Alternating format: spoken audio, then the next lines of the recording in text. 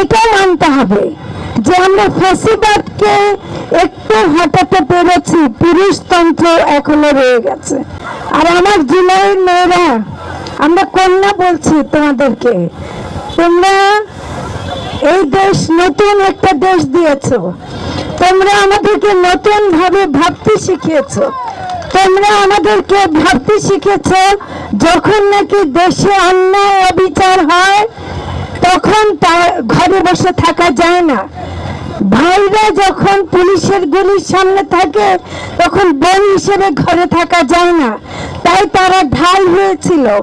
আমরা মনে করি এই যে জুলাই কন্যারা যে ভূমিকা রেখেছে, উমামা ফাতেমা যে কথাগুলো বলে গেছে, আমি তার প্রতিটি কথার সাথে একমত।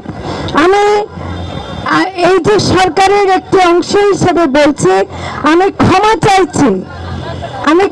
চাইছি আমাদের যদি আমরা ব্যর্থ হয়ে থাকি, আমরা এখনো যদি মেয়েদেরকে নিরাপত্তা দিতে না পারি, এটা আমাদেরকে ব্যর্থতা মেনে নিতে হবে। কিন্তু এটাও মানতে হবে যে আমরা ফ্যাসিবাদকে একটু হটাতে পেরেছি, পুরুষতন্ত্র এখনো রয়ে গেছে।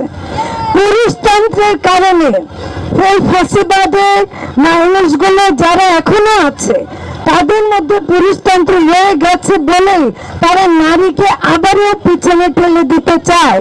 আমি সাবধান করে দিতে চাই, যেসব প্রতিক্রিয়াশীল গোষ্ঠী নারীদেরকে আবার ঘরে ফেরাতে চায় তাদের জেনে রাখুক, জুলাই বারে আসবে।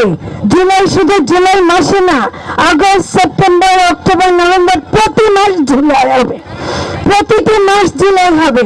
সেজন্য প্রতিক্রিয়াশীল কোন গোষ্ঠী নারীদেরকে যদি ঘরে ফেরাতে চায়, আমরা সরকারের পক্ষ থেকে যতটুকু করতে পারি করব।